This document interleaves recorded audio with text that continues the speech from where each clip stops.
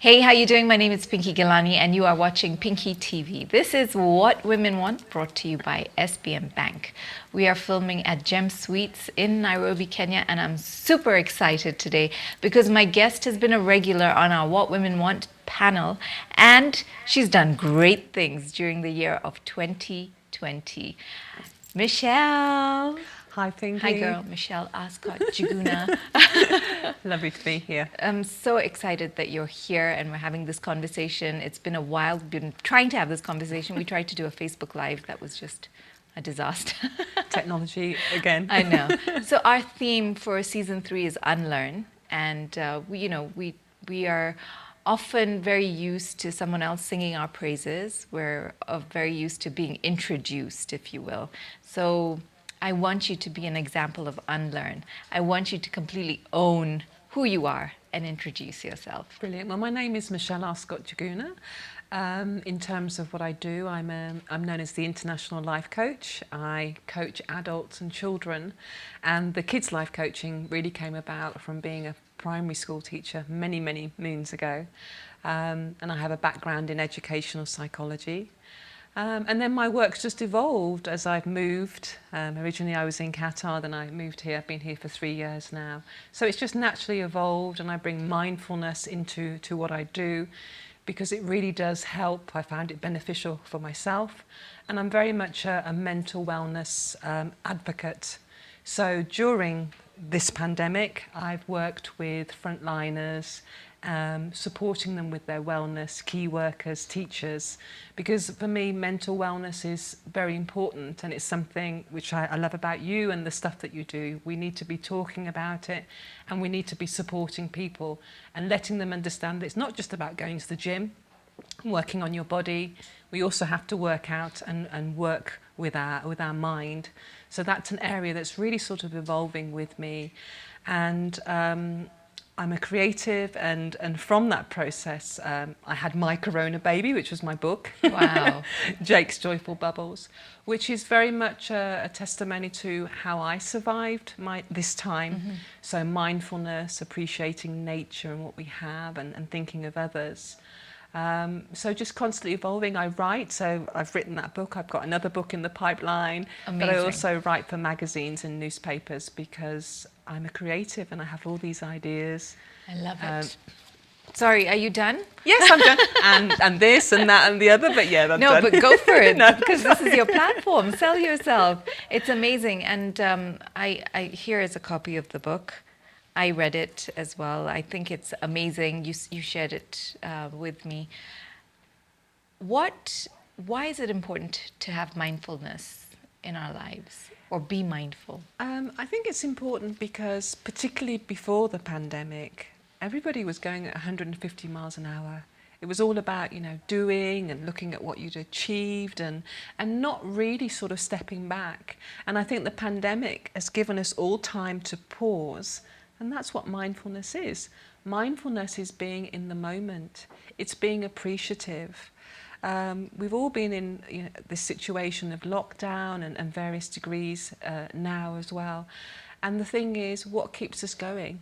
Focusing on what we have, the simple things. And that's mindfulness. It's just being aware in the moment, what you can see, what you can feel, what you can hear, and just appreciating that. Because when you're in the moment, you're not worried, because what are worries?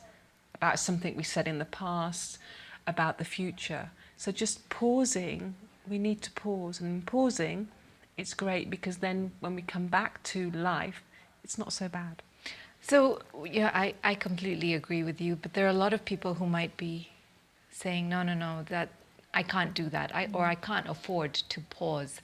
I need to, my rent is due, my bills are due, or, I had an argument with my mom and that's really bothering me. What advice would you give to them? Like, how would you advise them to carve out the time, even if it is 2 minutes or 5 minutes, to come back to yourself? And that's what I'd say, that sometimes you might think, oh, I've got to do it for half an hour or 45 minutes. But it can just be a mindful moment in the day. It can be that cup of tea. You pour it, you have it. How does that cup feel? Just, breathing it in, feeling it in your mouth, just doing that, just being aware of the feelings and what you can see and hear. Just try it, and then you'll find that when you come back to what you're doing, you just feel so much calmer. And it's very simple. Can I do an exercise with you? Absolutely. Okay, this is one that I love, and I think you're probably familiar with it, but it's called the 5, 4, 3, 2, 1 grounding exercise. Yeah. So you just start off with 5 things that you can see in the room. So everybody now, just 5 things that you can see. So you acknowledge them within your mind, or say them out loud? You can say it out loud. Yeah. You can be my guinea pig. So okay, sure. 5 things that you can see in the room. So book, table, television, screen, lights, Michelle, couch. Is that 5, 6? 4 things that you can feel. So actually just feel them. So you can just sort of just feel the texture. Yeah. Just 4 things and just do that. So 4 things that I can feel the texture can feel. of. Ah, okay. That's 4. Okay. Yeah. And now 3 things that you can hear. I can hear something like a generator, birds singing, and like a knocking above us. Like it's not God, it's maybe the flat above on heaven's door. Yeah. And 2 things that you can smell or you'd like to smell. Oh, I'd love to smell coffee. I love the smell of coffee. I can't smell anything else, but what I would like to smell, my favorite perfume. What is your favorite one? It's by Lancome. I can never pronounce it right. It's a Lancome one. Yes, yeah. And now one awesome thing about you. Oh. My hair, because everyone's like, oh, this girl's hair. It is, it's gorgeous. Yeah, thank you. How do you feel after just doing that simple 2 minutes, I think that took? How do you feel? Like refreshed. Yeah, exactly. So, everybody try it at home. So simple, 5, 4, 3, 2, 1, and you end with that nice little boost because self-love is so important. Simple exercise, so effective. So it doesn't have to be, I'm going to go and meditate or I'm going to do this. I'm going to light a candle. It's just simply, but it could even be that, just light a candle and just look at it for a minute. Yeah. Observe it. What do you see? If you hear, how does it feel? Very simple, just tune into those senses. That's mindfulness. So what happens within our brain? Why does this happen? That, we feel like we've taken a break.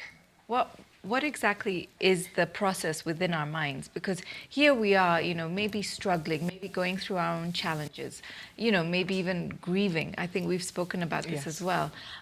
Whether you're grieving a life that was, or somebody that you lost, that loss of life, or you're grieving a loss of a job, whatever it is, it could be really taxing, overwhelming, challenging. So what happens within the mind when you do this 5, 4, 3, 2, 1 or any mindfulness exercise? I think it's taking a break. It really is like, you're watching a movie and you're just pausing.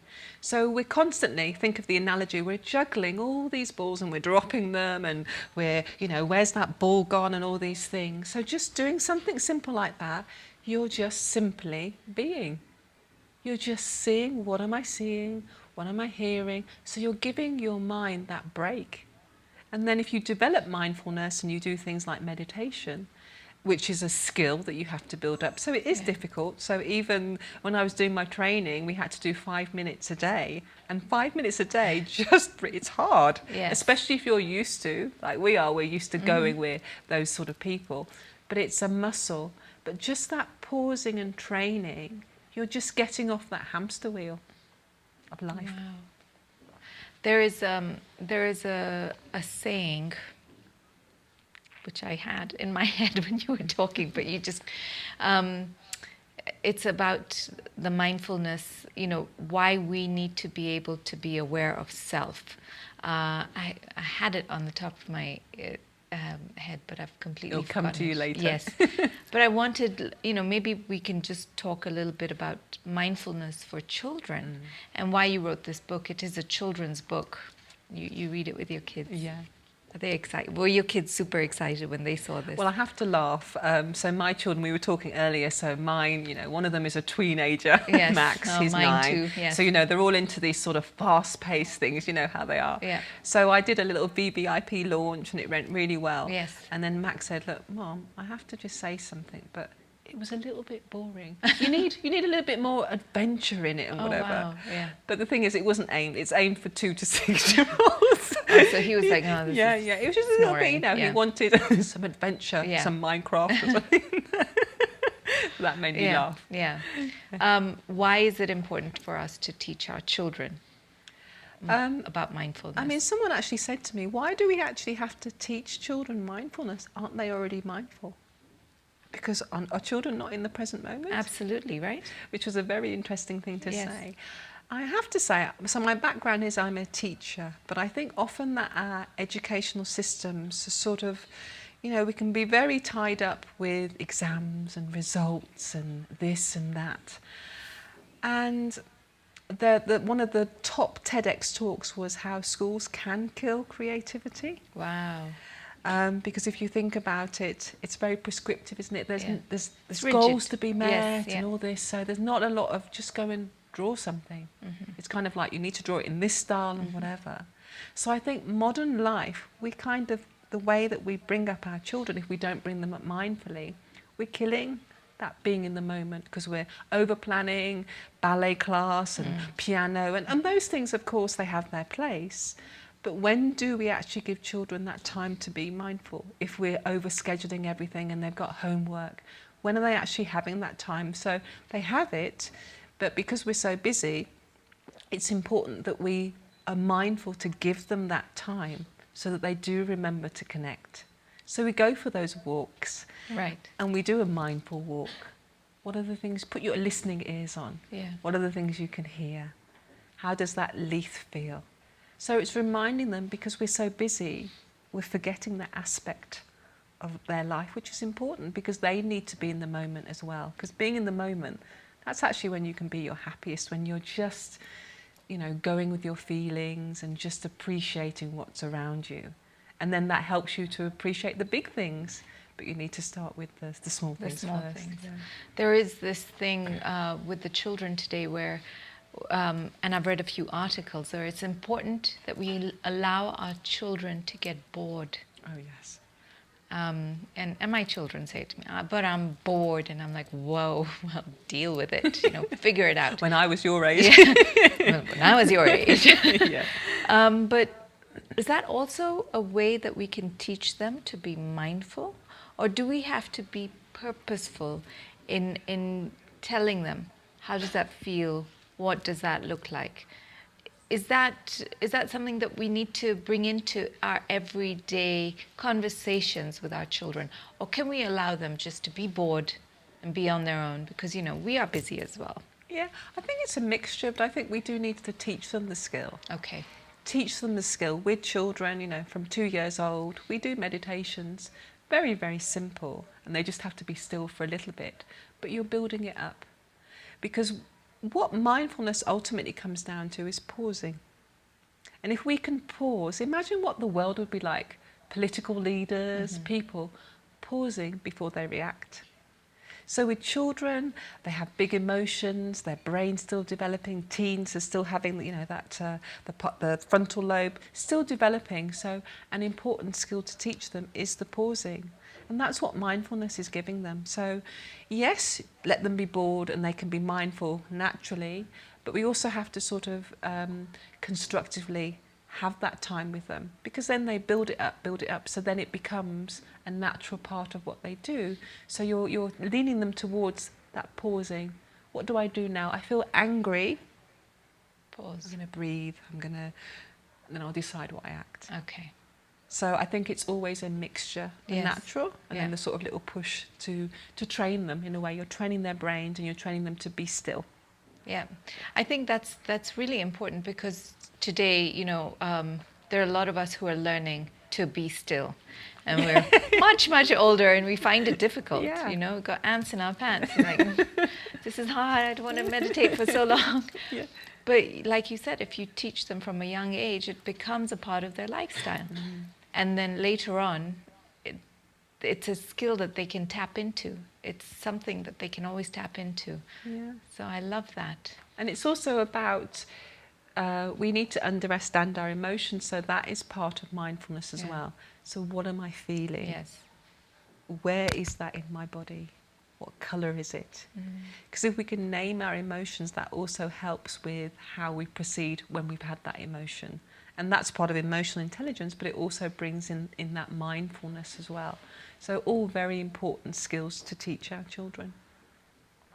What happens when children have undergone the trauma of a pandemic, a global pandemic, where you're panicking, you're thrown into your homes and locked in, and now when you start coming out again, you're muzzled, if you will, wearing this mask. How would mindfulness teach them to understand that all is not lost, and that that there was a lot of trauma last year. 2020 caused a lot of trauma that a lot of people are not talking about. So how do we help our children overcome the trauma that we're not going to see immediately? We're going to see it come out in different behaviors, in different ways. I feel you're the expert. Like what, another 2-3 years? Yeah, the thing is, it's funny. Well, not funny, sorry, but we're all in it, aren't we? Yes. So we're not sure. We can what the predict, future, but we're not sure of the outcome. But we know, as you say, that there's trauma there. I think one of the most important things is dialogue. And we were having a conversation before, and you were talking about the dialogue the open dialogues that you have with your children. Yes. So important. Obviously, you work out how you're going to say it, but be transparent with your children and say, well, actually, yeah, I'm feeling sad as well. I mean, here, being in Kenya, a lot of people left, didn't they, during the pandemic? So a lot of children, their friends left. Yes. My friends left, So at times, my children were upset because people were suddenly leaving because of the pandemic. Normally, you'd have warning, wouldn't you? Yes. So having those conversations, and I was saying to my son, I feel sad as well. My friends, I've lost my friends. They've moved and whatever. Yes. But look at the great thing. Talked a few things. I said we can still communicate. We'll see them again when the world opens up. We'll go and visit them wherever we are. Yeah. We can have Zoom conversations. So just being really open about how you're feeling as well, because we need to normalise, not just for the children, but they are the future generation. So if we can talk to them about their emotions and whatever you feel is okay, think about how the future would then be. Because the problem now is a lot of adults who are sitting on those emotions, and then they come out in, in traumatic ways for the people. So I think it's always important to talk about how you're feeling, how they're feeling, and normalising it. And then it's okay. I feel a bit scared. I don't know what's going to happen, but it's okay. And then always focusing on the positives. You made a great friend. That friends for life. Yeah. And I remember someone saying to me, when your friends move on, if they move on, just think there's room in your heart for another friend. So that friend hasn't gone, the other one. Yeah. But it gives you room to develop a deeper friendship with someone else. So there's always a silver lining. And I think that's important to talk to children. So that gratitude practice that we always talk about. What's the silver lining? Yes, we have to wear a mask, but hey, you're being a superhero. You're protecting other people from your germs, and they're looking out for you. So it's always looking at the positive. So always keeping that positive silver lining, the stars in the night, all those lovely quotes that there are. Yeah. My daughter had a cold the other day, and she was very fearful. Mama, do I have coronavirus? And these are conversations like I think I got a bit angry because I was like, it's surrounding us. The news is everywhere. It's in schools, it's where you walk into shopping malls, you see big signs. And I was a bit upset because I couldn't control what she's being exposed to in terms of information. So how do we speak to our children so that they don't get sidetracked or very afraid of news coming at them? There's a lovely exercise actually that's great for adults and children. It's there's like a Venn diagram, and it's what you can and what you can't control. And we get very stressed and anxious when we try and control everything. Yeah, and we can't. So very simply, you know, you could do a little diagram, do a list, write down all your worries. Okay, so what are the things that are out of our hands? Cross them off. Yes. What are the things that we can control? Okay, what can we do about the things that we can control? So it's really, again, the most important thing is to be active. I mean, we feel when we're helpless, and I think the beginning of the pandemic, we were all feeling a bit helpless. Yes. What do we do? What's going on? Yes. And everything. So people like control, they like routine. So look at those worries, sift them, and what are the worries that you can control, and make a plan. What can you do? And it makes a real difference when you feel like I'm doing something. So we do these things, as I said, I work with adults and kids. It's the same exercise, you just present it Right. in different fun ways. And then just getting them to understand we need to let go of those things Yes. that we can't control. Get a balloon, write them down, those worries that they can't control. Put it in the balloon, release it. If you're feeling brave, burn it in a safe environment. But you know what I mean? Getting them to understand that we release the things that are not going to, imagine a bag. We need to get rid of that bag. Yeah, Give them a it's nice heavy. metaphor. It's heavy, it's not serving us. Let's put it down, away. yeah. How do you feel now? Okay, now let's be proactive, and what are the things we can do? You said you were working with caregivers, and you've worked with schools, you've worked with teachers as well, especially during this time. What are the challenges that you've faced?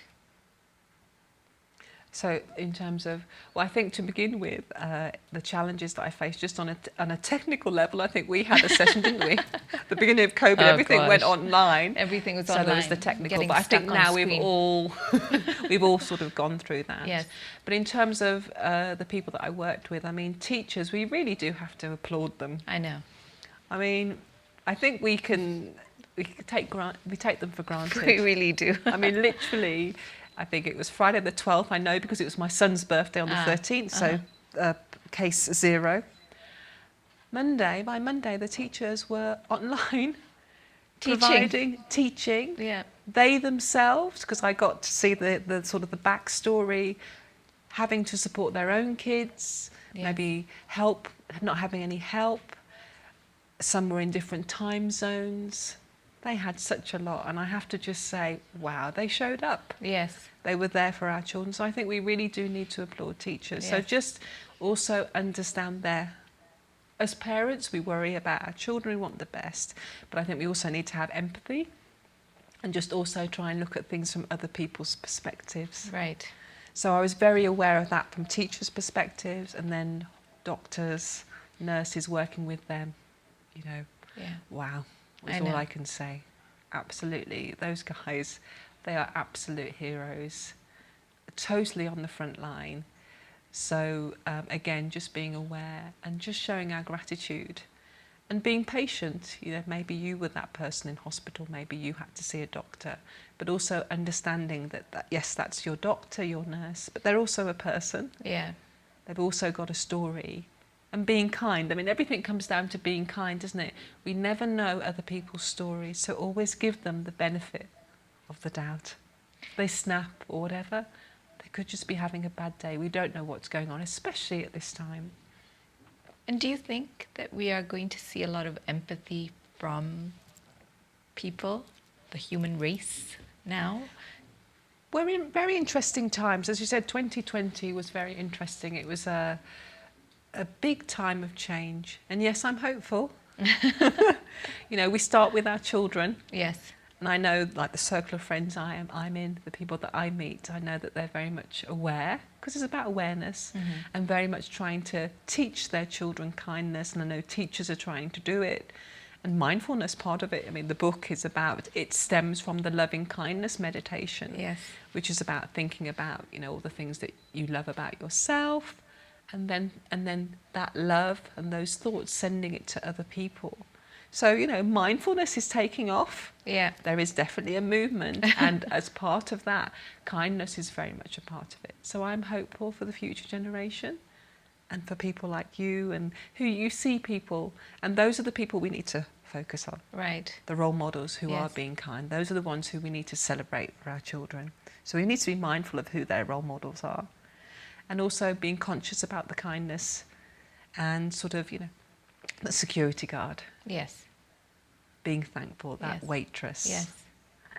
the attendant, the police. We need to be thankful of those people and just be aware of what they're doing. So we need to also have those conversations with our children, Yeah.